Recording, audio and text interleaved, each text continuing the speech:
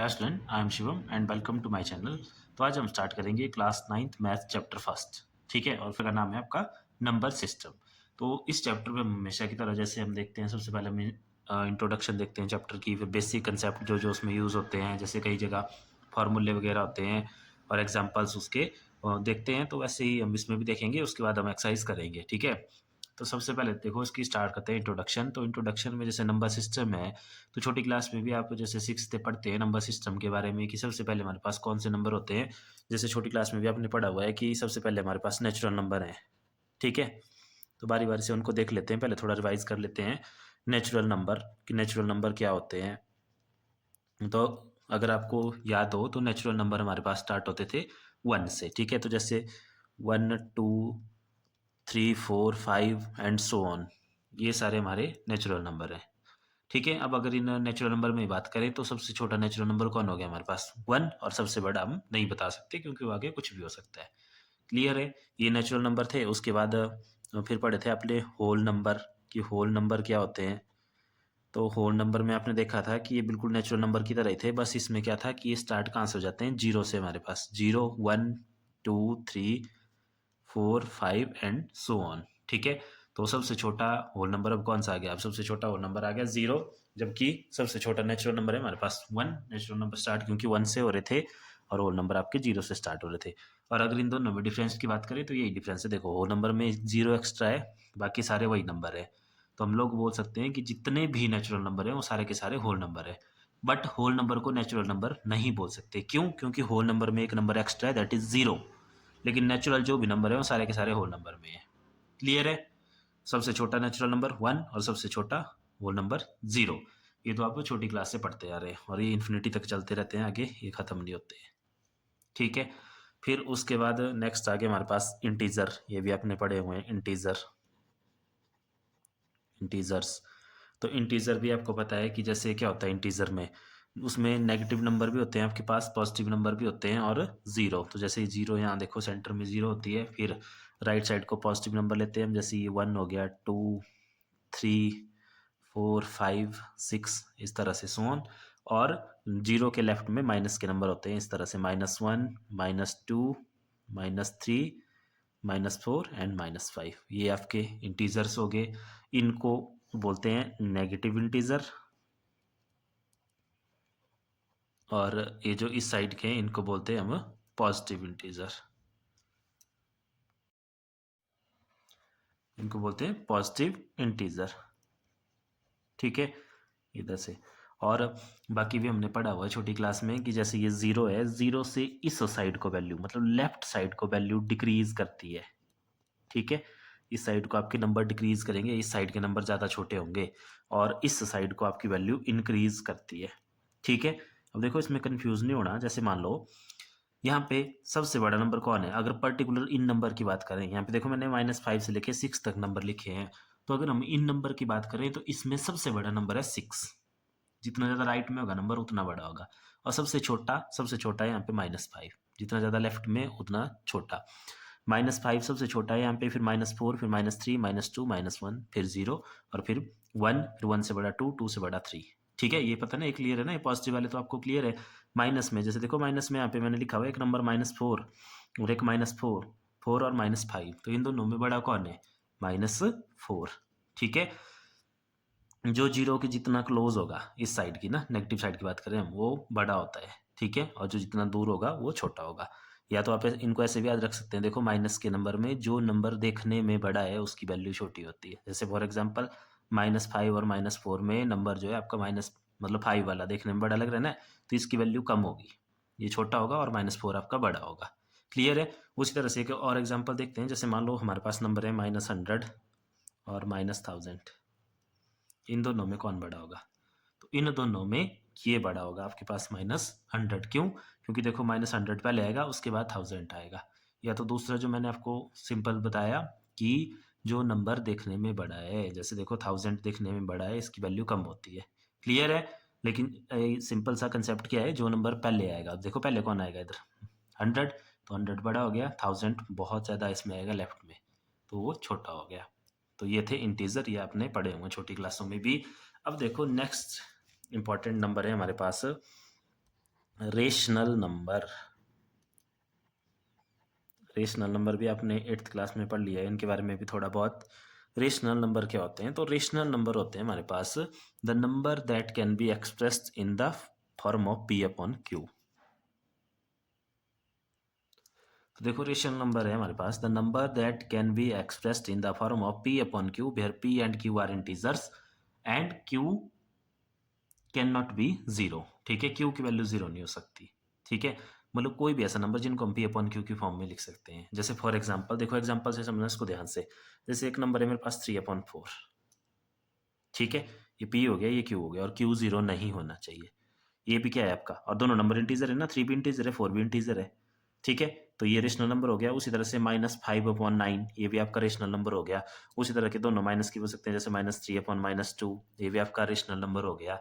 अब देखो मेरे को बताओ कि क्या हम 4 को रेशनल नंबर बोल सकते हैं कि नहीं? ठीक है, तो 4 आप बोलेंगे कि ये तो सिर्फ पी है, इसमें क्यू नहीं है। तो देखो 4 को मैं सिर्फ तो लिख सकता हूँ ना 4/1, ये बन गया। इसमें देखो ये पी और ये क्यू हो गया, और क्यू जीरो की इक्वल भी नहीं है, तो 4 भी हमारे पास रेशनल नंबर है। उसी तरह से 3 भी रेशनल नंबर है, 2 भी रेशनल नंबर है। क्लियर है? 4 को देखो और वे में भी लिख सकते हैं हम। 4 को देखो 8/2 भी तो लिख सकते हैं इसको, और क्या लिख सकते हैं 4 को? 16/4 भी लिख सकते हैं। ठीक है, इस तरह से 20/5 भी तो लिख सकते हैं 4 को, काट के 4 आ जाएगा, तो ये भी रेशनल नंबर है। उसी तरह से सारे के सारे होल नंबर को हम रेशनल नंबर में लिख सकते हैं, इंटीजर को भी लिख सकते हैं। क्लियर हो गया? अब देखो बात आती है, एक और नंबर होता है हमारे पास जीरो, कि क्या जीरो रेशनल नंबर है कि नहीं है?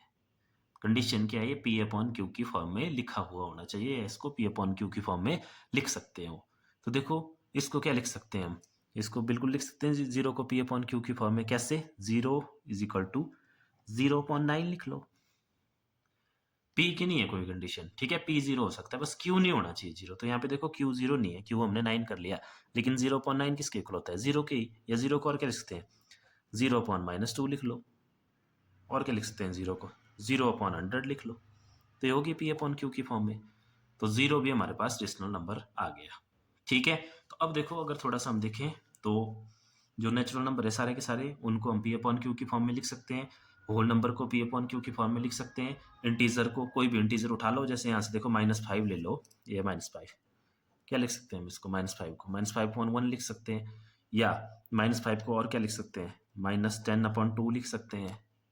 तो मतलब इंटीजर को भी हम लिख सकते हैं इरेशनल नंबर। ठीक है, ये हो गया, सॉरी इरेशनल नहीं, रेशनल नंबर की फॉर्म में।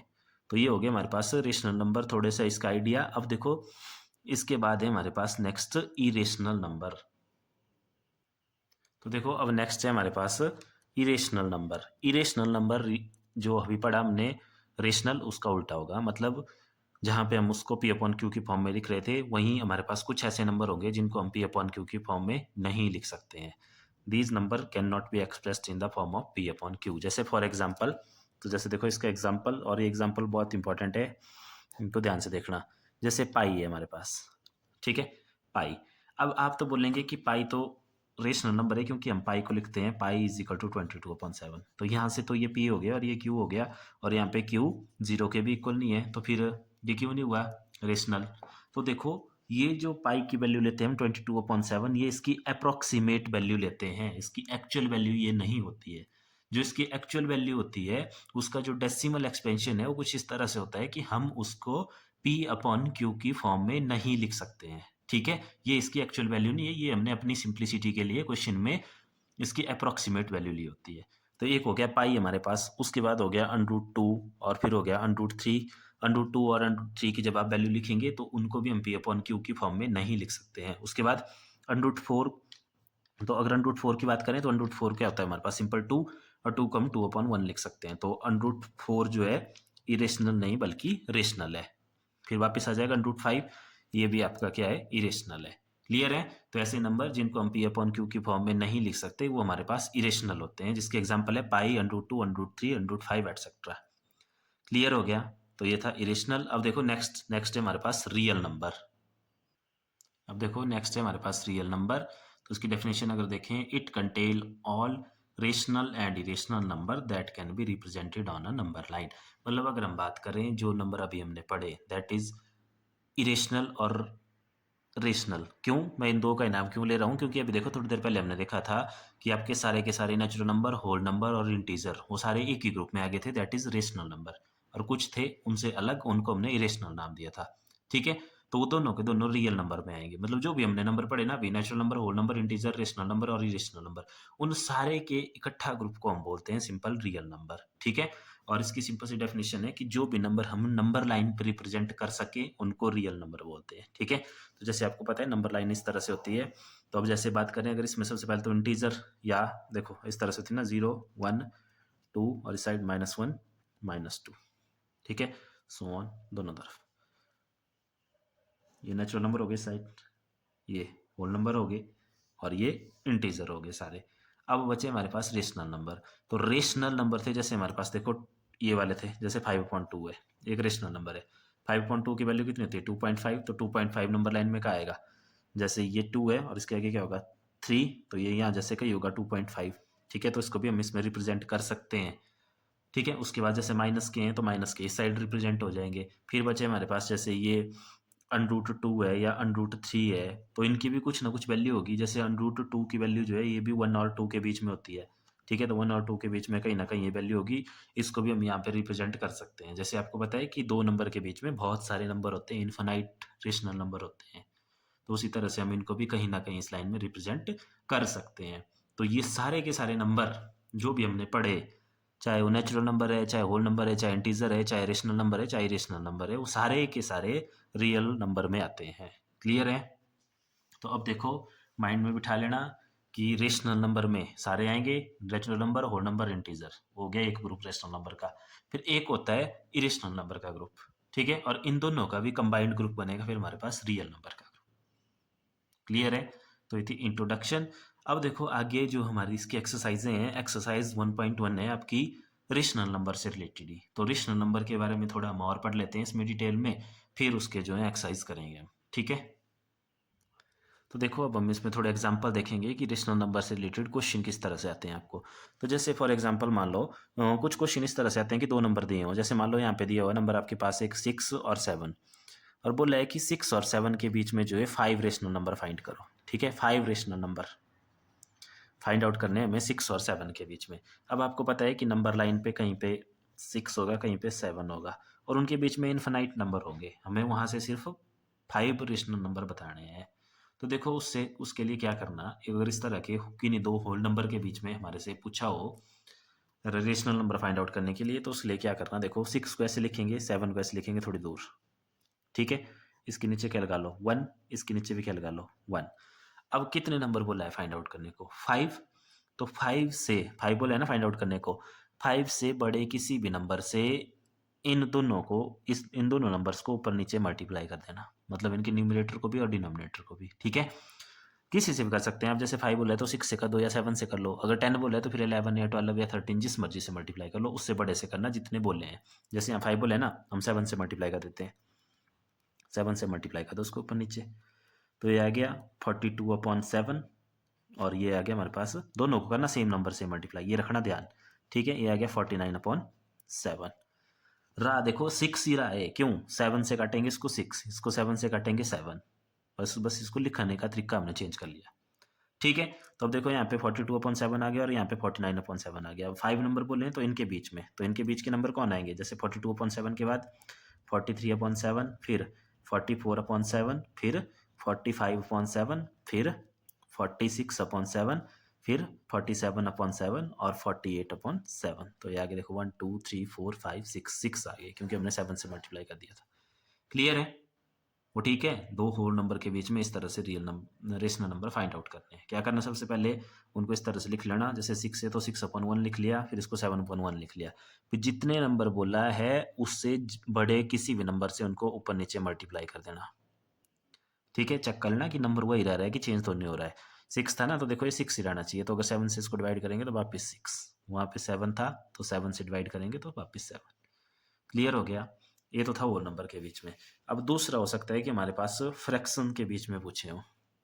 ठीक है, जैसे फॉर एग्जांपल मान लो 2/5 और 3/5 के बीच पूछे हैं, इसके बीच मान लो 6 रेशनल नंबर पूछे हैं हमारे से। ठीक है।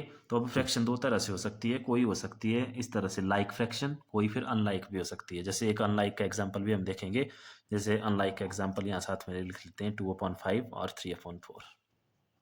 पहले इसमें देखते हैं। तो इनको भी इसी तरह से लिखना जैसे हमने ऊपर नंबर लिखा था। अब देखो कितने से पूछा है यहाँ पे, 6 नंबर पूछे ना, तो 6 से बड़े से किसी नंबर से इनको मल्टीप्लाई कर देना। जैसे 7 से कर दिया ऊपर नीचे, यहाँ भी 7, यहाँ भी 7, तो यह आ गया 14/35 और ये भी 7 से मल्टीप्लाई, तो ये आ गया 3 7 ज़ा 21 और ये आ गया 5 7 ज़ा 35। तो ये देखो, तो इनके बीच में क्या बना वे, एक बना 14/35, एक बना 21/35। किया हमने कुछ नहीं, जो 2/5 था उसी को लिखा 14/35। काटेंगे आप वापस यहीं पहुंच जाएंगे, वैसे ही सेम यहाँ। तो इनके बीच में अब नंबर जैसे ये 15/35 है, 16/35 है, 17/35 है, 18/35 है, 19/35 है और 20/35 है। ये देखो ये 6 नंबर आ गए इन दोनों नंबर के बीच में। ठीक है। उसी तरह से जब फ्रैक्शन आपकी अनलाइक है, ठीक है, फ्रैक्शन बोल रहे हो चाहे रेशनल नंबर बोलो, दो गिवन रेशनल नंबर है ये, ठीक है, तो तब क्या करना, तब भी वैसे लिखना इसको 2/5 और इसको लिखना आगे 3/4। अनलाइक के टाइम ध्यान देना यहाँ पे कि जो, हालांकि मेरे को ध्यान है कि जो आपकी एक्सरसाइज है उसमें लाइक से क्वेश्चन है, पर ऐसे सीख के रखो, इसको काम आएगा। तो क्या करना इसमें, सबसे पहले तो इनकी डिनोमिनेटर सेम कर देने, ठीक है, डिनोमिनेटर इनके सेम करने हैं। जैसे देखो यहाँ पे भी डिनोमिनेटर सेम थे, यहाँ पे भी, और यहाँ ऑलरेडी गिवन थे सेम, तो यहाँ पे भी इनके सेम कर देना डिनोमिनेटर। तो इसका 5 है, इसका 4 है। अब सेम फ्रैक्शन की डिनोमिनेटर सेव करने का आपको पता है कि सबसे आसान तरीका वही है कि इनका एलसीएम ले लो। तो 5 और 4 का एलसीएम होता है 20, ठीक है। तो इन दोनों को 20 बनाना हमने, तो इसको 20 बनाने के लिए हमें मल्टीप्लाई करना पड़ेगा 4 से, तो नीचे भी मल्टीप्लाई करेंगे ऊपर भी मल्टीप्लाई करेंगे, ठीक है। वैसे इसको 20 बनाने के लिए 5 से नीचे भी मल्टीप्लाई करना पड़ेगा, ऊपर भी मल्टीप्लाई करना पड़ेगा। क्लियर है, ऊपर नीचे दोनों जगह करना है मल्टीप्लाई, ताकि नंबर चेंज नहीं होना चाहिए हमारा। कैसे, देखो क्या बन गया है, 8/5 और ये सॉरी 8/20 और ये बन गया 15/20, ठीक है। नंबर बिल्कुल चेंज नहीं हुआ। कैसे, देखो इसको काट दो 4 से, 4 2 ज़ा 8 और 4 5 ज़ा 20, 2/5। इसको काट दो आप 5 से, 5 3 ज़ा 15 और 5 4 ज़ा 20, तो ये 3/4 आ गया। क्लियर है। अब देखो ये नंबर आ गए हैं। अब देखो कई बारी क्या होगा कि जैसे मान लो इसके बीच में हमें 5 रेशनल नंबर लिखने हैं, तो कई बारी डिनोमिनेटर सेम करने के साथ ही आपका क्वेश्चन सॉल्व हो जाएगा, उसके बीच में 5 नंबर मिल जाएंगे। जैसे ये आ गया ना 8/20, तो इसके बीच में आ गया 9/20, 10/20 और 11/20, 13/20, 14/20, 1 2 3 4 5 मिल गए हैं। लेकिन अगर मान लो यहाँ पे 10 रेशनल नंबर पूछे होते अब, ठीक है 10, तो तब तो ये कम हो गए थे, तो तब क्या करना इसको, तब कुछ नहीं करना, वापिस किसी बड़े नंबर से इसको मल्टीप्लाई कर देना आगे को, ठीक है। जैसे 10 पूछे हैं, तो जैसे मान लो अभी यहाँ पे 1 2 3 4 5 तो आ रहे थे, थोड़े और ज़्यादा चाहिए, तो जैसे 10 से मल्टीप्लाई कर दिया इसको, तो इसको मल्टीप्लाई कर देंगे 10 से ऊपर नीचे, और इसको भी 10 से ऊपर नीचे मल्टीप्लाई कर देंगे। क्लियर है, ठीक है। तो ये थे इसके एग्जाम्पल, इसी तरह के क्वेश्चन पूछे हैं इससे। अब देखते हैं इसकी एक्सरसाइज। तो देखो एक्सरसाइज 1.1 क्वेश्चन नंबर 1 है, is 0 is a rational number, can you write in the form of P/Q where P/Q are integer. तो मेरे को लगता है आपको सबको आता है, क्योंकि अभी हमने वीडियो में देखा था कि क्या 0 रेशनल नंबर होता है। तो yes, 0 is a rational number. कैसे, yes because 0 is equal to, क्या लिखते हैं हम इसको, 0.1 लिख सकते हैं और 0.2 लिख सकते हैं और 0.3 लिख सकते हैं, कुछ भी लिख सकते हैं, जहाँ पे क्यू क्या है हमारे पास, नॉट इक्वल टू 0 है, ठीक है। तो ये हो गया इसका आंसर, बिल्कुल सिंपल। अब देखते हैं हम इसका क्वेश्चन नंबर 2। देखो नेक्स्ट क्वेश्चन आ गया, find 6 rational number between 3 and 4। तो ये भी हमने देखा है पूरा इंट्रोडक्शन में, तो मेरे को लगता है सभी इस क्वेश्चन को भी कर सकते हैं। तो देखो कैसे करना है, इसमें भी सॉल्यूशन में सबसे पहले यहाँ पे 3 लिख दिया, थोड़ी दूर 4 लिख दिया, अब 3 के नीचे 1 कर लिया, इसके नीचे 1 कर लिया। अब देखो कितने नंबर पूछे हमारे पास यहाँ, 6, तो 6 से बड़े किसी एक नंबर से मल्टीप्लाई कर देना इसको। जैसे 7 से कर लिया, ऊपर नीचे दोनों जगह, ये आ गया 21/7, और इसको भी 7 से मल्टीप्लाई कर लिया, ऊपर नीचे सेम से करना, ये रखना ध्यान, अगर इधर 7 से कर रहे हैं तो इधर भी 7 से ही करना, ठीक है। तो ये भी आ गया हमारे पास 28/7, ठीक है। तो देयरफॉर 6, फिर ऐसे लिखना, पीछे जहाँ हमने लिखे थे ना वो उसमें हमने रिप्रेजेंटेशन नहीं देखी थी, इसमें रिप्रेजेंट क्वेश्चन को कैसे करना वो पूरा डिटेल में देखेंगे। तो therefore 6 rational number between 3 and 4 are, कौन कौन आगे इनके बीच के लिखने, ये नहीं लिखने, ठीक है, पता है ना आपको। जैसे 3 और 4 के बीच में बोले तो 3 और 4 नहीं आएगा उसमें, जैसे ये 3 और ये 4 है, इनके बीच के तो क्या आ गया 22/7, नेक्स्ट 23/7, 24/7, 25/7, 26/7, 27/7, 1 2 3 4 5 6। अगर ज़्यादा बोले होते जैसे मान लो यहाँ पे 9 बोला है या 10 बोला है तो तब हमने 11 से मल्टीप्लाई करना था, या 12 से कर दो, 13 से कर दो, ज़्यादा से आप कर सकते हैं। क्लियर है? तो ये हो गया आपका क्वेश्चन नंबर 2। अब देखते हैं क्वेश्चन नंबर 3। तो देखो क्वेश्चन नंबर 3 बोला है find 5 rational number between 3/5 and 4/5। दो रेशनल नंबर दिए हैं, मतलब दो फ्रैक्शन दिए हैं। कौन सी फ्रैक्शन है? Like fraction. तो इसका भी हमने सीखा था कैसे करते थे, इसमें भी सिंपल वैसे लिखते थे हम इसको, 3/5 लिखेंगे, आगे जैसे 4/5 लिखेंगे। अब लाइक है ना, तो लाइक के टाइम जो यहाँ बोला होता है उससे बड़े नंबर से मल्टीप्लाई कर देना। तो किससे मल्टीप्लाई कर देंगे ऊपर नीचे? 6 से।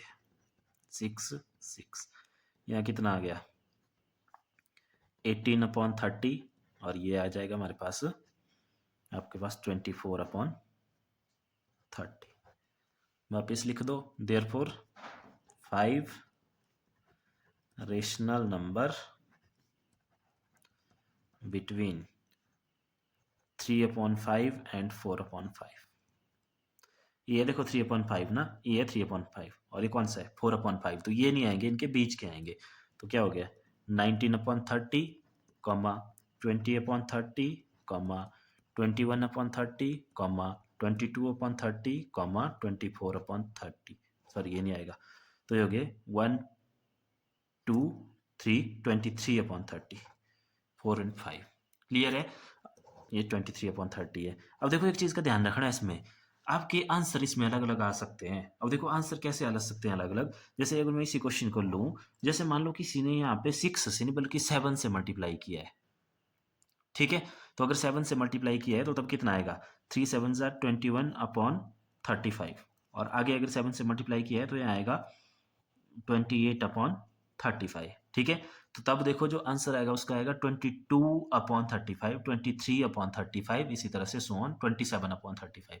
तो आंसर इसमें अलग आ सकते हैं, ठीक है, इसमें भी सभी में आंसर अलग आ सकते हैं, बस उनकी वैल्यू इनके बीच में लाई करेगी।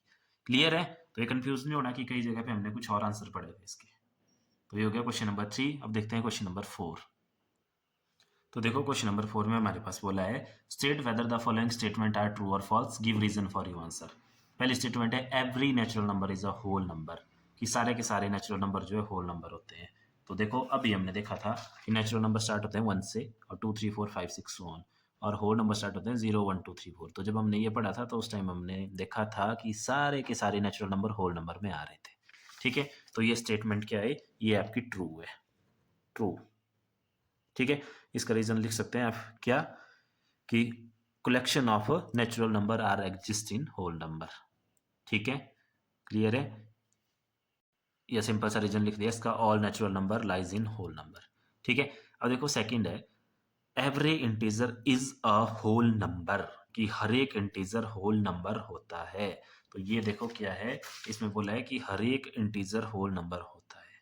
0 1 2 3 4 5 6 ये वाले इंटीजर तो होते हैं होल नंबर, बट इंटीजर में हमारे पास कुछ नेगेटिव वैल्यू भी होती है जो कि होल नंबर नहीं होती। तो ये स्टेटमेंट क्या होगी आपकी, ये होगी आपकी फॉल्स, ठीक है, फॉल्स होगी। और रीजन क्या देख सकते हैं आप इसका, सीधा लिख देना बिकॉज, ऐसे लिख देना बिकॉज -3 इज इंटीजर, ये एक इंटीजर है but not whole number, but not whole number. कोई भी एग्जांपल आप इसमें दे सकते हैं। और थर्ड वन है every rational number is a whole number, कि सारे के सारे रेशनल नंबर होल नंबर होते हैं। तो वापिस आप देखेंगे रेशनल नंबर थे इस तरह के फॉर्म के, P/Q की फॉर्म के, फ्रैक्शन भी इसमें आती थी, ठीक है। लेकिन होल नंबर तो आपके सारे इस तरह के थे, ये वाले हैं देखो 0 1 2 3 4 5, ठीक है। तो इसका मतलब ये भी क्या है आपके पास, ये भी फॉल्स है। रीजन क्या आ जाएगा इसका, बिकॉज देखो 5/2 ये एक रेशनल नंबर है, 5/2 is rational number, is rational number but not whole number. But not whole number. ठीक है, तो ये था आपकी चैप्टर नंबर 1 की इंट्रोडक्शन और एक्सरसाइज 1.1। नेक्स्ट वीडियो में देखेंगे हम इसकी एक्सरसाइज 1.2 और उसके बेसिक कंसेप्ट पहले, फिर उसके क्वेश्चंस। ठीक है, तो इस वीडियो में इतना ही। Thank you.